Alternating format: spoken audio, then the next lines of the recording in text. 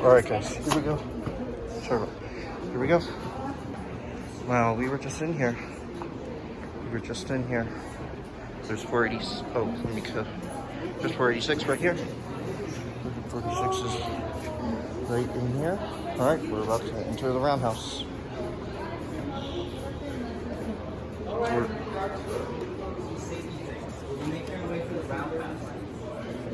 Uneven and slippery floors, the two things I'm most concerned about are be very careful where you're walking. Okay, set a yellow line to get on the floors, just get to the right of the piece, all the dangerous activities along the left. You don't need to touch any machinery or parts, you don't want your hands to turn black. When we're walking around there, we're very mindful of our surroundings, especially if we're going around us. Photography is totally okay and encouraged. I want to request. This is a really good way to hurt yourself. Get those cameras down from the sides and we're out. Please do not at any point step on the tops of the rails. They're very slippery. That's how you get something weak all summer. Geez, some are there, some are not. If you go down, you're not seeing your teeth out. So be very careful on our way there. We're going to encounter some uneven rough yard again, so just be mindful. I remember walking between the rails when there's some tracks. Be mindful of any edges or drops. Yes. Sound good? Awesome. Follow me.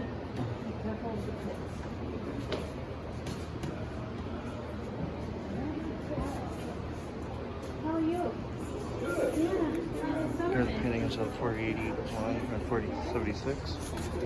Yeah, look at these. See what we got going on in here. So, yeah. Alright, also, these two brick walls on either side of us are all that's left of one of Durango's earliest buildings, our original roundhouse. Constructed in 1881, served the railroad up until 1989. On the night of February 10th, 1989, a fire started somewhere in this original roundhouse. The cause was never fully determined. It may have been a kiln, something placed too close to old wood that essentially spontaneously combusted. And once the fire got into the roof, well, there was over 100 years of grease, soot, and coal dust.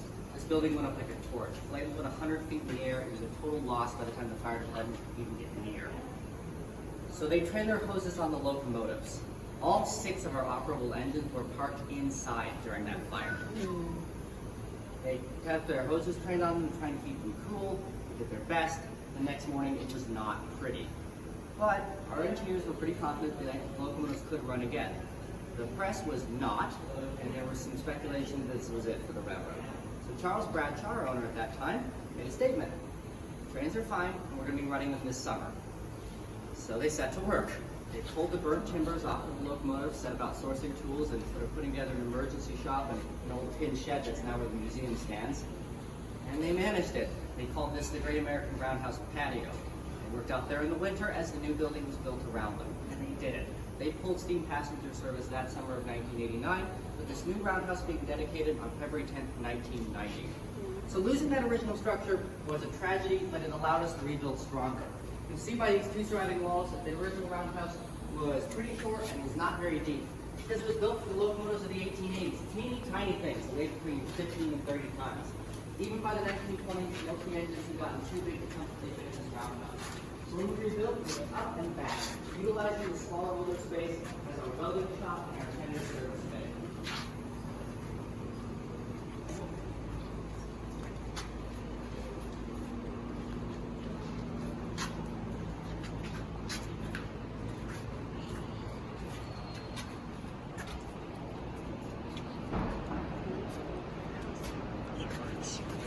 What's up, parts?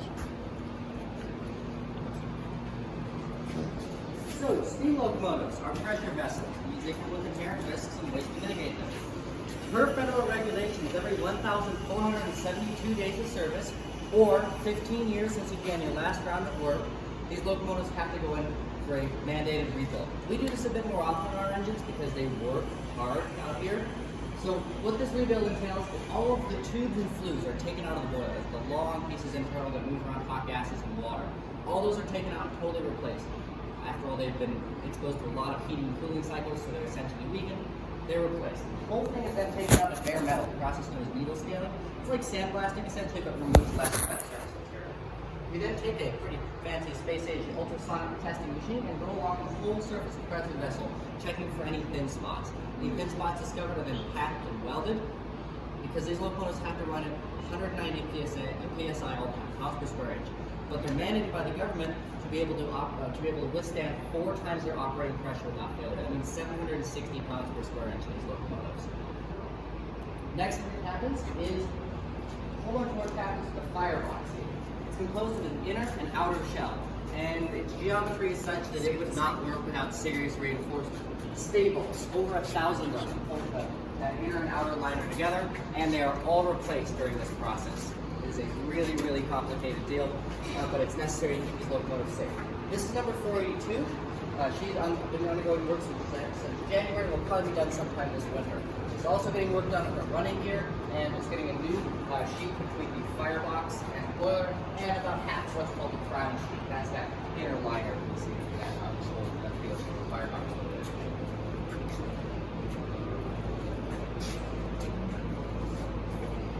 Sitting in front of 482 is a piece of contract work for a client.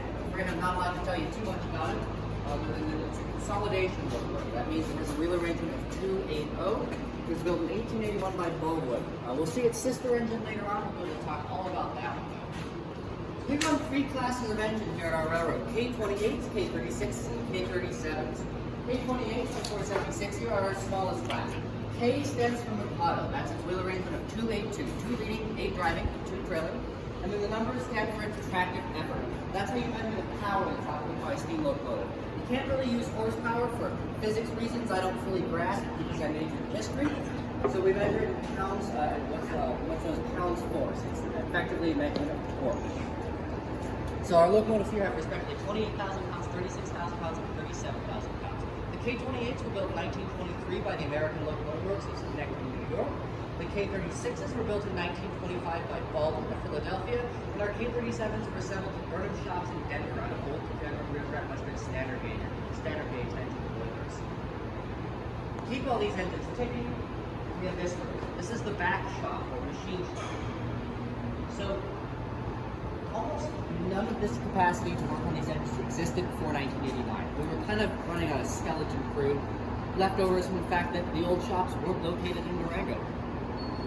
So in 1989, after that fire, we decided to source as many machines as possible to keep the engines running for the foreseeable future. Often our U.S. Department of Defense surplus. They're from places like battle shops or battleship shops or U.S. Army machine shops. Some of them are custom built, like this 400-ton horizontal hydraulic press, and some of them are rear land machines. Off in the corner, we have a machine that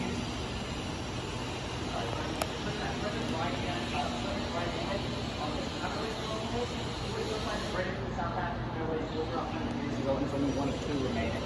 So it's a collection of very capable antiques. There's no CNC, and it's all big parts that still have to be done very, very tight. The frames on these locomotives must be squared within a couple thousand wins to be on top. All that has to happen in here. We can play some big toys like overhead cranes, giant presses. We do things off. We have to do things here like change the tires on the locomotives. So you have steel tires. You see some sitting outside later on. Those have to be taken on and off using a regular fire. A set of gas torches heated up to about cherry red, and it'll expand when it gets hot. So it's then placed into that press and slammed onto the inner wheel set. It's a pretty amazing process. This is about the most capable machine shop anywhere within Heritage Railroading, at least in the Western Hemisphere. So what allows us to have the most running steam locomotives under one roof anywhere in the United States. So we'll head on over here and take a look at the yards. And 476 still has her like event, like her smokestack, like an old Western, like from for the events. Back offer this year for a movie shoot she was in the background of. And so we just kind of decided to keep it on. Oh. It's fun. Keep it old classic. Yep, and that's the original. And here's 481 right here. 1951. Pardon? 481's right here. Yes. So this is locomotive 481. K36 locomotive. She was our last operable coal burner. And now she's being converted to burn oil now. Yep. She pulled her last coal burning excursion in March of this year. Her last coal fire up was about a month and a half ago for some B-roll for a Western. And now we're going to give her a full overhaul in addition to converting her to run on oil. This is a great spot to talk about oil conversion because it's normally where I go, hey look, our coal ranch, hey look, our coal bin. But they're gone. Put them down in April.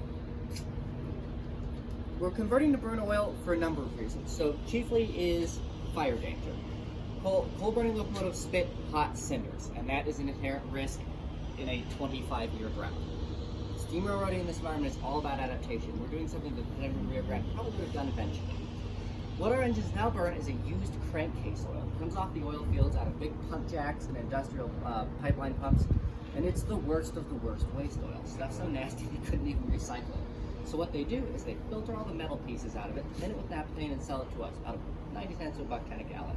It's a very green process because otherwise this oil will be flared off. So we get to burn it to move locomotives. And in an era where you're supposed to be concerned about how much carbon you're putting in the atmosphere, this is free carbon essentially. It's always going to be burned, so we can burn it to move trains up the hill.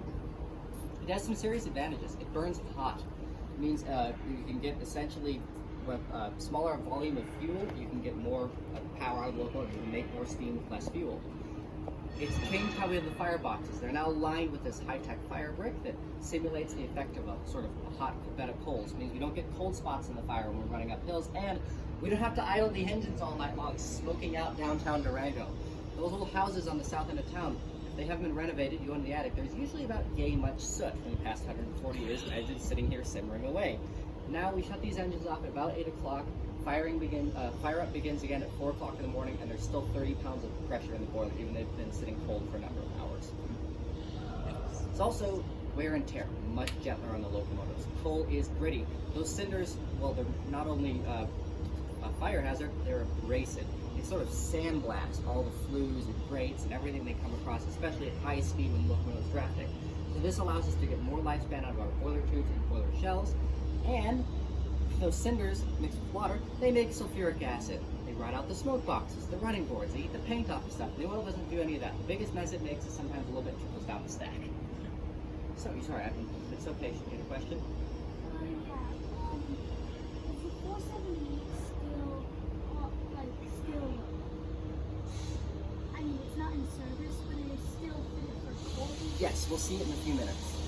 She's sitting outside. She'll be converted to oil pretty soon. And so, yeah, so that'll be just 486 when they pull right before.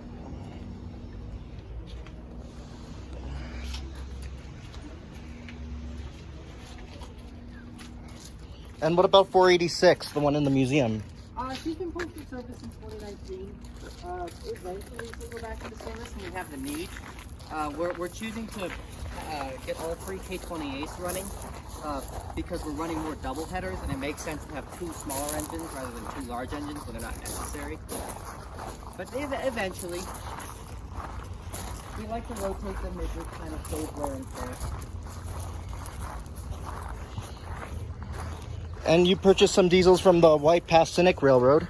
Yes, so this is one of our 4 BL535 diesel locomotives. They're pretty interesting little things. So they were designed by the American Locomotive Company, then built in Montreal. So they're a joint Canadian-American project, which I think is fitting because they work to White Pass and Yukon. As my knowledge, world's only international narrow gauge railroad running between Skagway, Alaska, and Whitehorse, Yukon, and northern Canada. They're built in 1969. That means they are 55 years old, making them older than the K28s when they were first put in service here. So they're historic locomotives, whether or not we like it. 2-cycle diesels, just like a Detroit diesel, so they smoke like steam locomotives. We kind of baby them here. The rooming rate on the White Pass is 6%. Our toughest grade is 3.5. So that's why ours smoke a little more than they do when they're on the White Pass, because normally when they pull in the Whitehorse, they keep blowing essentially from the heat.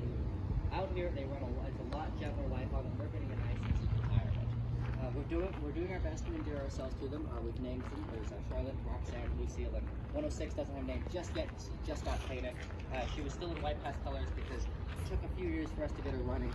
She's been out sitting in Alaska for 10 years. There's wiring and something. It was a lot of fun. It's a lot of fun to see them running now. They're really handy for work trains, snow plowing, and we have them in service now pulling excursions. A, because, well, they're nice locomotives, and B, because it's straight off-road speed.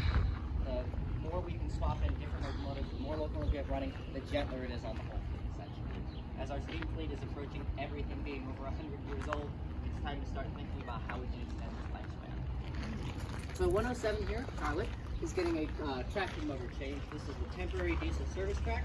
Pretty soon all this kind of work will be moving inside the new shop, which we can take a look at from the outside, but I'm not here to take people through yet for safety reasons, and also there's nothing going on yet other than the electric and lights.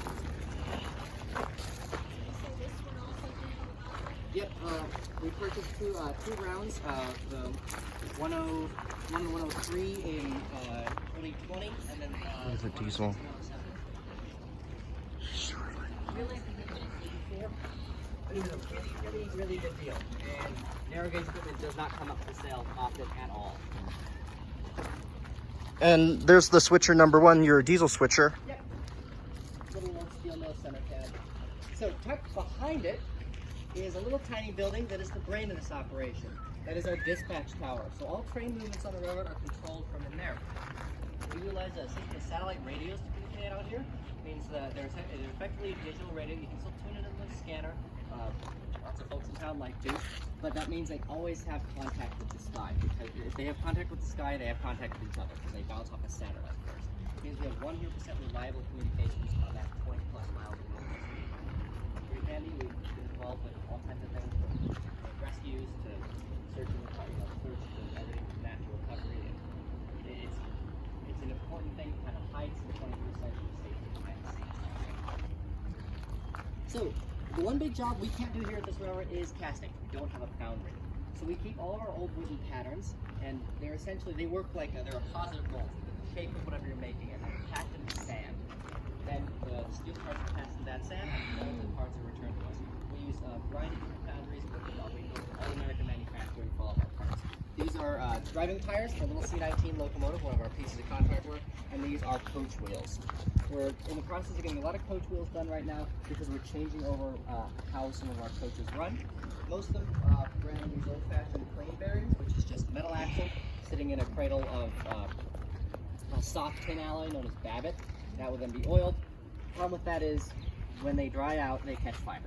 It's called a hot box, and it's no fun. It can delay trains, and more importantly, it can cause forest fires. So this is part of changing things over to be safe, efficient, and not have to smell burning tin anymore. Temkin roller bearings have been standard across most railroads since the 50s. We're not exactly leaping into the space age here, but... And the oil conversion was due to the 416 fire back in 2018? That was the primary motivation, yes. Yeah. The number of factors, that was probably the biggest one. Yeah.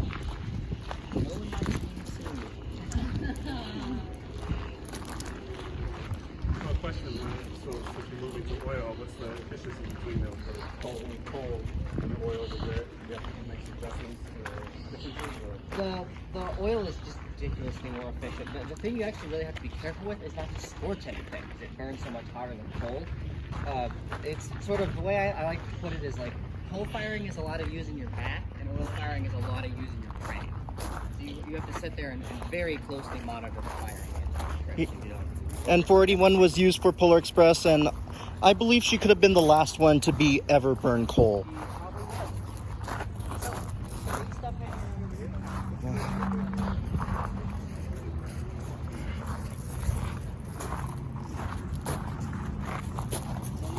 Some coal around here. One very important thing around here still runs on coal. That's the stove in the caboose. That's how snow gets plowed. And you have to have that coal stove burning. More importantly, to make Sand house.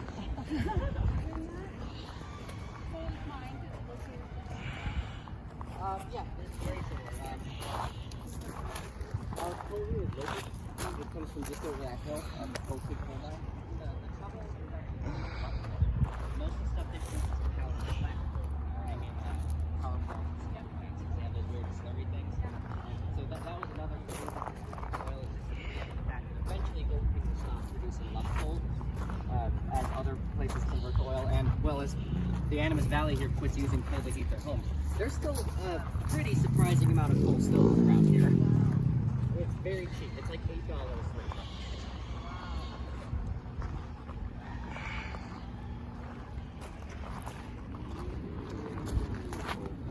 When they were coal fires, because they would come off fast. Souvenirs.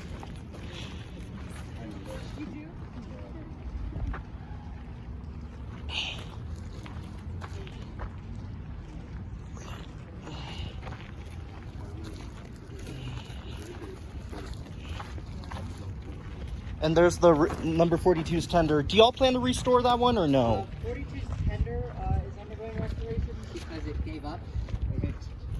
The wooden frame was gone. it's getting moved around. She's kind of becoming a movie star in her old age, so we want to make sure that she doesn't shake to bits and we move her around. So this is our sand house, the sand tower. Sand is a very important part of mountain railroading. Makes you able to climb steep elements and go over icy ground, which is very important to do run in the winter. And if you get an ice storm, your train will not move over level ground. Or if back in the days when people would grease the tracks and you have the sand to get for traction. Something happens like if the diesel has a hydraulic fluid failure, hydraulic fluid is slick and it gets all over the rails. We used to have an old diesel rail bus, which is now on. The Galloping Goose number 5. This was an odd little. This was a special project. It was based out of Rockwood, and that thing had a special talent for blowing its hydraulic lines, like every time it went up a grade, and that meant that we would usually empty the locomotive's entire sand dome to get out of Rockwood. So it's a really important part, and it's one of those things that used to be a back-breaking job to get out to that. Sand used to have to be 5 or 6 times shoveled around 40 pound locomotive, had to sift it, dry, screen, and now we buy big bags of clay sand. The consistent grain shows up pretty dry, doesn't have any weird minerals in it. So the Cumbres and Taltic and Durango and Silverton used to join rails together when the Denver and Rio Grande back in the 1880s. Yes, they were joined together. Those rails were torn up in 1970. Well, Cumbres and Taltic, they still burn coal, but 489 was converted to burn oil, but the rest still burn coal.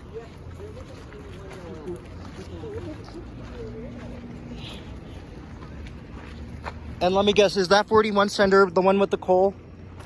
That is 41. Yeah, and So there, over the right, that great big steel building that's still very empty and suspicious and clean. So a brand new contract and diesel locomotive shop. So that's where our White Pass diesels will look, and we're doing other laboratories. A lot of contract work here. And additionally, there's a lot of strain on the roundhouse staff on that contract work not in there. In fact, even that, just about some Mom, there's 478 right there. Yeah, right there, the one right there. See it? I just gotta. It's the first standard gauge in the Durango yard since 1920. We used to have a standard branch line into Farmington and nowhere else. Part of a failed plan to bring coal down to Mexico. Didn't quite work out, and so for 18 years they were stuck with standard gauge equipment running out of Durango that had to be put on flatbeds and taken to Denver to be serviced. So in 1920 they narrow gauged that line, one of the very few lines to go from standard gauge to narrow gauge. Is that 480's old coal tender? That is actually 486's tender. Oh. 480. There was a little hiccup with 480's actual tender during oil conversion, but that's since been resolved. Yeah, but she's listed to be converted to burn oil 486, right? Eventually. Yeah. She's not in the current plans, but eventually. Yes, I can do that. So, any weight rail, a lot of these things so that rail is laid this is kind of that's standard now, that's not the minimum safe rail. The original whole track has to survive the 70-pound rail to 45 pounds siding. There's 346 right there. That's that engine. I saw that in my YouTube video. That engine was at the Colorado Railroad Museum, and now it's here in Durango. I will warn you, you might not be able to catch back up to it. No, that's fine. We're gonna go be in the field. Okay. Is that little 346 like 315? Even small, little tiny bit more power. We'll talk about when we get close. So you can't have a roundhouse without a turntable. This is our second turntable to grace the Durango yard. It's a hand-me-down. We got it in 1943. It was originally out in Alamosa yards. It was installed sometime around the turn of the century. The reason it was delivered out here is they had to upgrade all the turntables to be minimum of 60 foot. This is 65 footer. That was when they took delivery of the K28s. Those were big. Yeah, K28s. 475. That one was scrapped along with the 471 to for. All but R3. Yeah, but speaking of 475, it kind of the original K28 475 kind of reminds me of Norfolk and Western 475 a little bit. Back in Strasburg, Pennsylvania, like a little resemblance right there. So when the turntable was installed, it was hand operated. So it's all about balance with turntable. Yeah. There's a center pivot. If you've got to balance right. The option is really really touch the rail. So all the way to kind of pivot, and then usually strong people can have move a whole side motor by hand. This is kind of a pain though. So we changed in the 50s to have an air motor installed that would originally hook to the compressor. And eventually it got its own compressor. It's just calling a moving car, which is being changed to the disconnect the air motor to it.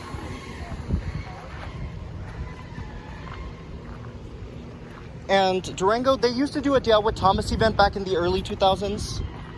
Yeah, the Dale with Thomas is, we didn't fight as our best interest. Yeah. Yeah. The railroad taking on lots of risk and money. Yeah, and like how are they gonna like Thomas doing like 1 hour like a 8-hour thing to Silverton, or Cascade would have been much more easier, or no? So that's the thing sitting on over here. That's 478? Essentially how we convert our locomotives. I think drop right into the coal bunker. It's a really simple system that allows us to avoid modifying these historic tenders. Then if we ever for some reason need to make changes or new type of tank, we put it right out. It's a good principle when you work with these things. Basic principle conservation. Go through it, you can't undo it. 478 there has been out of service since 2016. Nothing wrong with her. She just her federal boiler paperwork is up. Expected return to service sometime in early to mid 2026. Work will get rolling on that in the next probably 18, 24 months, something like that. And 346, 346 went to she was in the Colorado Railroad Museum in Golden. So 346 is property of the Colorado Railroad Museum. She's Colorado's oldest operable steam locomotive, built in 1881 by Berlin. Consolidation is C19 class, 19,000 track effort, and only 3 C19.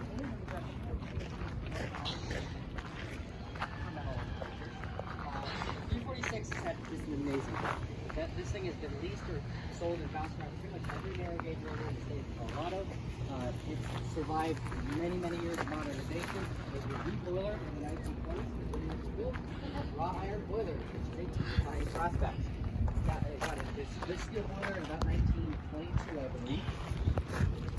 It underwent a major overhaul in 1930 and was wrecked hideously in 1936. She still bears some scars from that incident. It was on Kenosha Pass when she was leased to Colorado Southern. The engineer was having some substances while going down the rails, and he rolled it in the snow over and over and over and over again. You can still see a scar. These locomotives have no design for these spring hangers. They fit the boiler when you're running over a really nasty rough track. And this had apparently been happening long enough that over the 10 years that boiler being serviced in 1930, they had to take the patch out. And then in 36, when it rolled, the patch got all dinged up. You can still see those huge dents. And what's really cool is that there's enough of a safety margin that we're allowed to keep it. She's going to wear this battle scar even after the overhaul. So she's going to be running here very soon? She's not going to run here. So she's arrived like this. Colorado Railroad Museum has done all this wonderful prep work. They both have a pressure vessel, told us all the parts that need, patched and cleaned up and taken care of. We'll be reworking her running gear because it's Frankenstein under there, which is why she kind of waddles like that when she goes down the rail. So she'll leave looking like this, but in much more mechanically sound condition. This is her first full overhaul since the early 40s. She had new boiler tubes put in 2006, but that's been pretty much it for major work. So she's going to leave here a new engine, still looking like this, but a lot smoother running. Go ahead, sorry. The numbers, I assume, are the thicknesses of every... It's in thousands, yeah. Yeah. And so how do they measure that? They can't get count. ultrasonic. It's a really clever system. And this is a White Pass and Cynic coach right here, right? Yeah, so that's a White Pass and Yukon car, built 1976, also a coach. We bought it because it was cheap. We don't quite yet. White Pass is selling off most of this class their cars because they're very, very narrow aisles and the car tended to go like that. So they were really cheap. So we bought it. It's got a few options.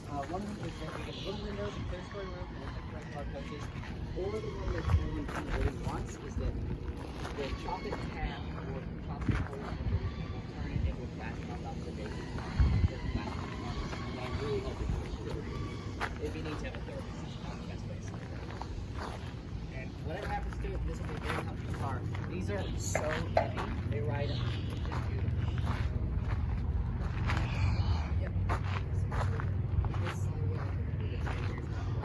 glass. This is service. It's missing all of its glass. So to get things from Alaska, doing a lot lately, they go Go to Seattle, and then they get hold of a flatbed trailer stuck out over the mountains. Something else to watch. That's how we get things. Hey Mom, do you know what I named the 478 in my universe? Luna. Luna. Come here, take a picture of Mama. Come over here. This way.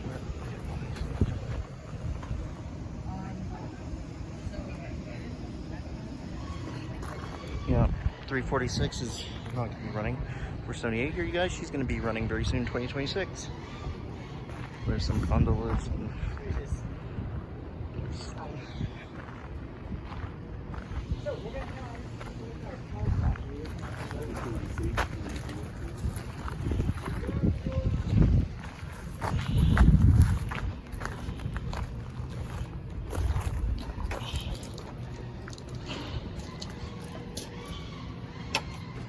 And we're going to press up now. We put them all year round in some things, and that's why we have this big shop. Because all our cabins are big mix. So all of our cars that are numbered below 330 are the originals. 19th century wooden coaches. Built over 140 years ago. And they're a little more delicate for cars, and that's what they're feeding, but they're great pieces, they're comfortable ride in it. They're a great piece of history. Fortunately, there just weren't enough of them. By the 1960s, there was increased demand, so that was when our 330 series was built. These were built in Denver at the Burnham shops. The last Narragansett projects in Denver, Narragansett, West Virginia were built new. They're steel coaches. They got school bus seats and school bus windows. They're immensely comfortable. And they have steel sides as well. Although this looks like wood, in fact, even a lot of our wooden coaches have it. That's first in the 60s and the 70s. It's rich steel. That gives the car a bit of extra strength and proves the protection. These cars are out in the snow, snow, rain, sun, all year long, and this, it's probably keeping them in good shape. We have third round cars were built in the 1980s here in Silverton, and then of course we have our open cars. Our two last top up racing cars were constructed in 2006. Our other open cars had some really interesting lives. So the first round of open cars were constructed first about a century, about 120 years ago, as box cars for the CD. And then later on, they were sold to Denver, and these cars are called oil pipelines. Two segments of steel pipe that were long with our cars to see. So what they did was they cut box cars and cut the ends out of them. Then put flat cars in the middle, so the pipes that hang out of the ends up hanging in the back. We bought out then, so in the 60s, once these pipelines were taken over here, two frames, box car looms, and seats, and airplane struts, and that's how we got half of our gondolas. The other half are made out of stock cars. That's right, they're hauling you around like that. And so we took some old 1950 standard gauge stock cars, cut them in half, with the same two grooves to them, and gave them narrow gauge struts, made them yellow. Only big difference between cattle and sheep cars, the sheep cars are double decker, cattle cars are single height, and sheep and short. You can have a lot of them in there. You can work on ways to get you on. So those, even our non-identification cars, are all driven by us, just like the old ones. We want things to feel as authentic as possible. That means we're going to train all the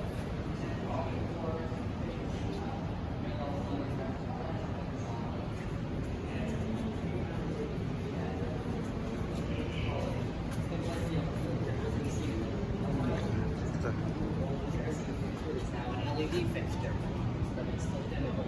Little clever tricks like that. Same with all these magnets hanging around. These are photo strategies. Photographers like us to backdate the pictures to say down where we're west around them. Sometimes we paint it like on that top there, or sometimes we just have the magnet on there. Get it off. We'll very carefully.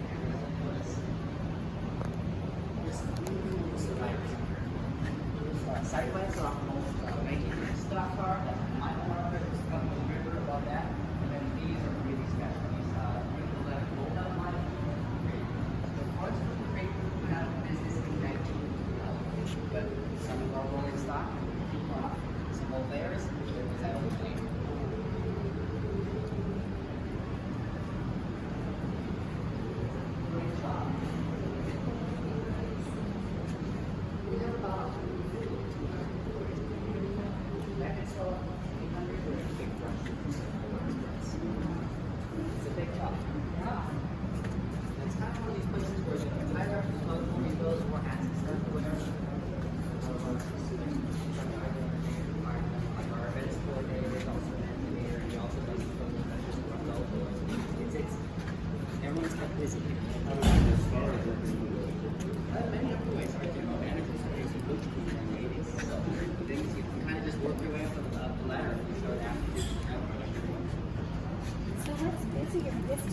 Color Express time?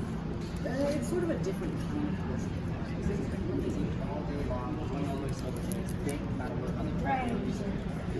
Winter is a little different. It's more like it's the evening kind of busy. It's maybe one crazy basket and we have 4 full day presses. But the gold bar ridership is during the summer. Oh, and the Color Express, how long is that? It's an hour on. It's an hour long. Half hour up, half hour down. We just run a little event park wide. We have Santa's Village set up, and it's good fun. And they come back and Santa and everything. It's really nice. So this is a cool project. Number 42's tender is being the wood tremor being reconstructed. These are the end sills. These are the original, and then the new ones.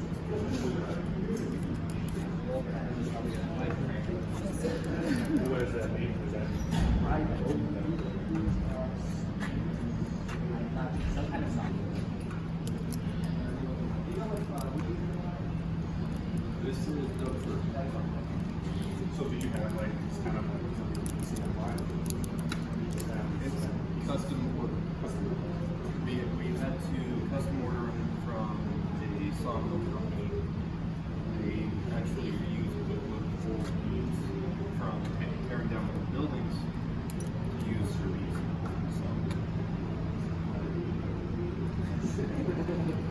I did.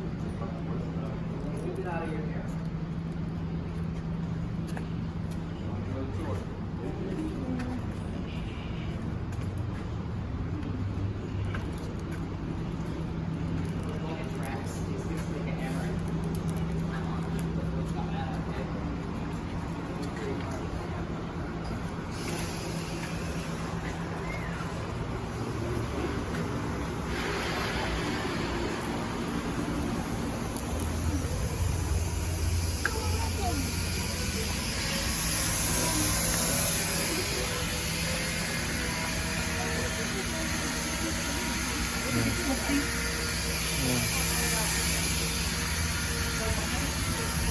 Going on. That is one of their concession cars, number 126. It's had quite the life. Originally built in 1882 as a coach, it was converted to a baggage car in 1886. Then back to a coach in the 1960s, then to a snack car in 1960s, then back to a coach, and then to a concession car. During this time period, it lost its wood siding and steel siding on all but the ends. So this project we're making the outer coating of bodies by giving it steel on as well, and heavily reinforcing the front. Normally we can baby the wood car. They can run all together and not just push out the wood car. But this is a concession car. This is under the frame set. So it's been pretty heavily modified to actually be able to push this package on the wall. The other thing that's getting is the tank to them, but it's got instead of baggage doors it's all on the side. It's all windows for a while. And we put in a brand new set of white oak baggage doors, not only to kind of pay homage to its past history, but also to make life easier for the concessionaire. Actually allows them to have a loading door rather than have to go up and through the end door. This has been about a year-long time.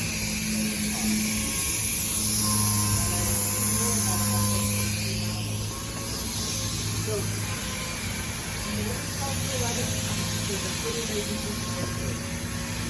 It's likely in the making a bit over the Durango side. This record was first in 1890 as a baggage car. So the baggage car partially passenger, and also called it the luggage in the back. It left service in the early 1940s. It sat in the field until 2002. It was then purchased by the Deccan Railgun Historical Society, and then finally Hinsdale County, where Lake City is located. They're having it become the centerpiece of their museum. And so they applied a big grant, about $1 million in the state of Colorado Historic Fund, is going into this, and it's moving pretty much from the ground up. But being state money comes with a little extra, caveat, like saving 30% of the original. Most of the white walls are made, most of the left walls are made, almost the entire roof structure is replaced. Most of the understructure is original, and it's got a good original interior. So we're sneaking in at like 31% basically. I'll put it this way, 256 over there, it looks like probably 100% better than True Like it did when we arrived. This was in much worse shape than that. It's been here about 2 years. It'll be here probably another before it's done. It's been like a real labor of art. Charles Garrett from Project Manager. Oh, hey, look, the tab with the number on it. Is that 346s or is that 340s? The cab right there. I cannot comment on the number that is written on that cab. Oh, okay. So they're asking about the cab. Yeah. That secret?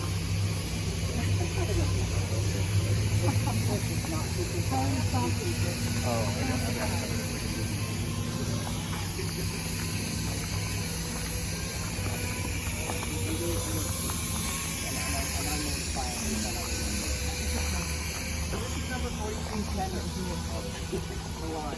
tender frame. The tender system we saw earlier. It's given pretty much full, nearly full rebuild. Luckily, you are able to save these tender sills, which I'm really glad about. These things will have good damage to wood in it. It's been quite the process. Contaminating. This thing was totally unpainted like for 100 years. It's such a labor to drag it out. 60 years is not running. So the 498 has been out of service since about 1969, something like that. She will return to service eventually. His sister engine, 493, was essentially in this condition when we got it back. It's been cosmetically restored, but it was still like this. 493 was our science experiment, our first oil burner, and she's been a tremendous success. So sooner rather than later, maybe next 2 to 5 years, that process will get rolling for this to join our fleet. We really enjoyed having a K37. They're big engines. And it's very heavy. Bigger than the K36s? Bigger than the K36s. These are the largest surviving narrow gauge engines. They are 10 inches wider than Big Boy 4014. Oh, I saw that back in 2019 when it came to my city. So Coach 256 here is actually a sister car of 211. They likely came out of the Jackson and Sharp Coachburg within a month of each other. This car was much more economical, like older than the president, and it was Coach's full life. It was retired in the 40s. It was sold number 5 owners. It was a house in the late 80s and 90s. That was one of our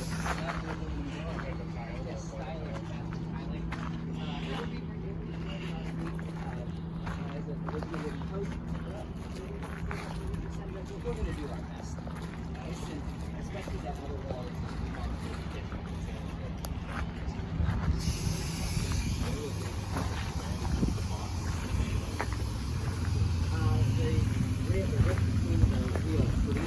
these are outside frame locomotives. That's what it's called. You're still able to navigate very tight.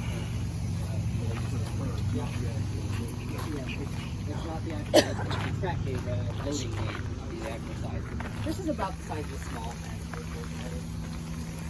That is awesome. So our loading gauge here on the American narrow gauge is larger than the loading gauge on British Canada. They have all these neat Victorian colors. These boxcars. Yeah. So over here we have our parts boneyard. Railroads are like hillbillies. We don't throw anything out. Any useful part of these is saved and stashed for future use. This is an expensive business, and it never makes sense to throw out something you might want there.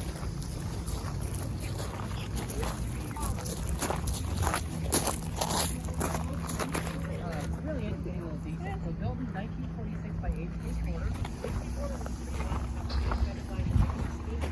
They never really made big road engines. And they didn't survive very long in guarantees. The 1946 is still a later model type of produce. This thing had twice the life story. It was built with a meter-based locomotive, designed for export to either Iran or Pakistan as some global events happen, and it was just a narrow gauge and sold to that time. She was there for about 30 years, and about that time, we were very well, except for the second largest diesel after these white hats. And in the reasonable range, doesn't like it. Really Oh, yeah. important piece of equipment. We're the original Polar Express Railroad. All 53 Polar Express programs are run through us. Our subsidiary Relevant. They do the training here. We have clients in Australia and Germany and UK, and they all come here. Here's how it's all in there. Created the Polar Express kind of a program. We saw how well it did. We wanted to kind of flip it on its head, shifting where the railroads can take on all the profit and shifting the risk. It's an off-the-shelf program that essentially brings in ridership during the dead season. It gets little kids interested in speed railroading, which they love. Christmas lights, which they don't love. So it's a lot of fun. It's so we always So that's quick. That's all where it come out? use it It stands all where it comes? once or twice in the year.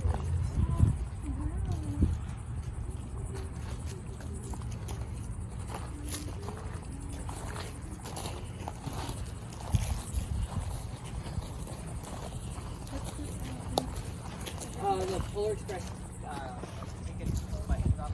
Polar Express drops off over around the back here. So they go through the starting part of the room. Yeah, and he's stuck.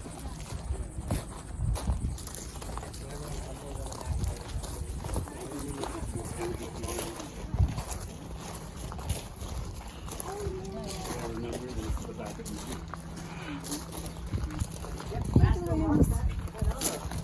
There's remnants from back into our old bowling tower. It was stripped down in the 1960s. And then our original sand house, which is now storage. It's said to be home to a ghost called Legs, the original. Wait, this building is Oh, yeah. It was used up in the 90s. And it's, yeah, Legs is in there. Legs is one of our resident ghosts. And is the bird tent like from the fire? No, that's just the sun. Because Colorado. That is on the list. I will be getting to that very soon. Makes me unhappy to look at. And hopefully eventually we're going to find an adapter for use for that. That may become the new adapter. So that just about brings us to the end of the tour. If you have any last questions, I'm happy to answer them now. I'll release you off to the museum. If you see anything in there you want to know more about, you can find me. And thanks so much for stopping by. I'll release you off in a little while. Thank you. Thank you so much. Thanks for dropping in. Have a good day. Look at this. Look, Mom, wait. Let's see what they have going on. Yeah, like, see what's going on. Let's see what's going on. There's okay, guys. Hope you enjoyed the Roundhouse tour. I'll be right back. I just gotta take a picture of this.